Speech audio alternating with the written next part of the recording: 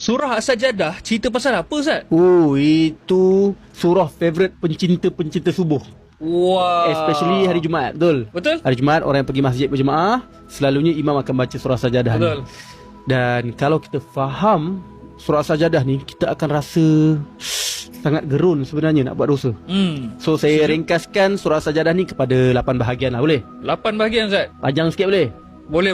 Boleh okey. Bahagian pertama ayat 1 sampai 3, tema dia ialah Al-Quran ni datang daripada Allah. Allah tegaskan pada permulaan surah ni yang Al-Quran ni adalah wahyu daripada Allah, bukanlah rekaan Nabi Muhammad SAW. Sallallahu alaihi wasallam. Sebab orang kafir tuduh yang Nabi reka-reka je Quran ni. Oh, ya ke? So dekat sini kita boleh belajar antara perangai-perangai orang kafir ialah diorang selalu tolak kebenaran walaupun kebenaran tu dah jelas. Dan diorang selalu tuduh yang agama ni hanyalah rekaan manusia dan diorang akan cari alasan untuk tak nak beriman. So kalau kita ada perangai macam itu, takut-takut dalam hati kita ada ciri-ciri kekufuran. So seram, kita jangan bagi alasan bila nak menerima kebenaran ni. Bila orang tegur, kalau teguran tu betul, terima teguran tersebut. Jangan cari alasan dan juga memperlekeh-lekehkan orang yang menegur tu. Bahagian kedua pula daripada ayat 4 sampai 9, tema dia adalah kekuasaan Allah dalam penciptaan. Which is Allah cerita Allah ciptakan langit dan bumi ni dalam 6 masa. 6 masa tu 6 bulan ke 6 tahun ke apa tak tahu. Allah hanya bagi tahu 6 masa. Lepas tu Allah bagi tahu Allah mengatur segala urusan dan mencipta manusia dari tanah kemudian meniupkan roh. So dekat sini kita boleh faham bahawasanya Allah boleh menciptakan sesuatu yang tak ada kepada ada. Allah berkuasa atas segala sesuatu. Jap Ustaz. Allah kan boleh cipta dalam sekelip mata, kun fayakun. Tapi kenapa dalam surah ni sebut 6 masa? Allah boleh je nak cipta alam ni dalam sekelip mata. Tapi kenapa Allah ciptakan 6 masa? Sebab Allah nak bagi tahu kita sebagai orang yang ada kat muka bumi ni, semua benda ada proses. Ada sunatullahnya. Termasuklah dalam kita nak berubah pun kena berubah step by step. Dalam nak lahirkan anak pun kan daripada darah, daripada air mani jadi segumpal darah, lepas tu daging, semua tu ada proses. Itulah sunatullah yang Allah ciptakan untuk alam ini. So dalam kita nak buat semua benda ada proses-prosesnya, step by step, baru benda tu akan jadi dengan baik. Faham, Ustaz. Bahagian ketiga pula daripada ayat 10 sampai 14 adalah tema dia penolakan hari kebangkitan. Which is orang kafir tanya dengan nada yang sangat sinis. Dia kata, adakah bila kami dah hancur, kami akan diciptakan semula? Lepas tu Allah jawablah yang malaikat maut akan mencabut nyawa dan manusia akan dikembalikan pada Allah. So perangai-perangai orang kafir yang kita boleh belajar kat sini juga ialah diorang sentiasa mempersoalkan akhirat. Diorang hanya percaya apa yang diorang nampak je. Benda yang diorang tak nampak, akhirat yang diorang tak nampak, diorang tak percaya. Dan diorang rasa dunia ni lah satu-satunya kehidupan dan dunia je lah segala-galanya. So orang kata YOLO. You only live once. Hidupnya hanya sekali. So enjoy. Itu semua ciri-ciri kekufuran lah. Sedangkan kehidupan yang sebenar dekat akhirat. Kalau kita mati, itu belum perakhiran. Itu hanyalah permulaan sebenarnya. And then bahagian keempat, tema dia adalah penyesalan orang-orang yang berdosa. Daripada ayat 12 hingga 14. Yang mana bila di akhirat nanti, orang-orang yang kufur, yang banyak dosa dekat dunia, dia akan menyesal. Dan bila dia dah nampak segala azab-azab dan sebagainya tu, akhirnya dia minta ke Allah, ya Allah, kembalikanlah aku dekat dunia. Aku nak bertaubat, aku nak beramal soleh. Tapi dekat situ menangis air mata darah pun no kompromi. Tak boleh dikembalikan kat dunia. No turning back. So kalau nak taubat sebelum mati.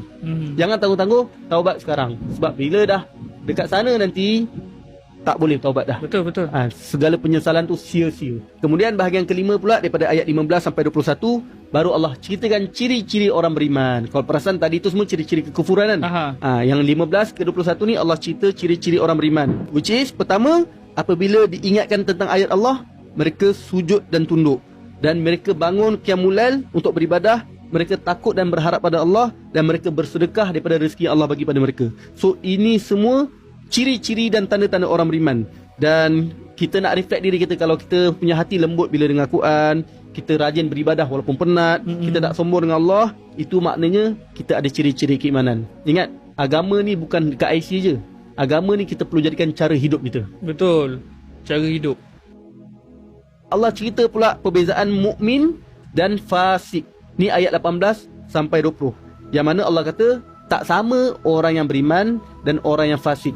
Orang yang fasik ni apa? Orang yang sentiasa melakukan dosa dan tak bertaubat. So orang beriman dapat syurga, orang fasik Allah kata dapat neraka.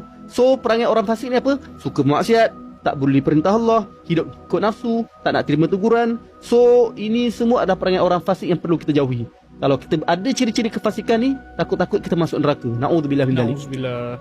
Bahagian ketujuh pula, tema dia peringatan dari umat terdahulu daripada ayat 22 hingga 25, yang mana Allah cerita bahawasanya orang yang berpaling daripada ayat Allah, yang mana Allah cerita orang yang berpaling daripada ayat Allah adalah orang yang zalim. So kita jangan ingat orang zalim ni hanyalah orang yang menzalimi orang, tak. Orang yang menolak perintah-perintah Allah, buat maksiat, itu pun zalim juga sebenarnya. Kita menzalimi diri kita sendiri. Ya Dan Allah bagi tahu umat-umat terdahulu Allah azab disebabkan keingkaran mereka. So cerita-ceritanya disebut bukan sekadar untuk kita dengar lepas tu dah habis, tak, tapi untuk kita reflect diri kita, tak buat benda yang sama yang dibuat oleh umat-umat terdahulu yang diazab oleh Allah. Dan Allah akhiri surah Sajadah ni yang tema ke-8 tentang kekuasaan Allah daripada ayat 26 sampai 30. Allah ajak manusia melihat kesan kehancuran umat terdahulu dan tanda kekuasaannya di muka bumi ni. Yang mana orang kafir dulu dia selalu minta azab. Kalau betul kau betul lah, turunkanlah azab. Kalau betul, turunkanlah azab. Oh, nak mencabar-cabar. Sekali dia cabar-cabar Tuhan kan. Sekali bila azab datang kat dia orang, dah terlambatlah, dia orang tak boleh buat apa.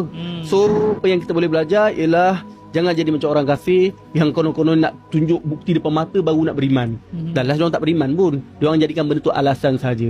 So, janganlah tunggu mati dah datang baru nak bertaubat. Betul. Janganlah tunggu hidup kita dah susah baru nak bertaubat. Janganlah tunggu kita dah hilang segala-galanya baru nak bertaubat. Kalau boleh hari ni juga kita kembali pada Allah SWT. So, itulah ringkasan sinopsis surah As-Sajadah. Macam deep kan? Deep gila. Deep. So, mudah-mudahan bila kita mati nanti kita tak jadi orang yang menyesal, Amin, amin. yang Ya Allah. meronta-ronta nak minta dihidupkan balik kat dunia sebab benda tu semua tak ada gunanya.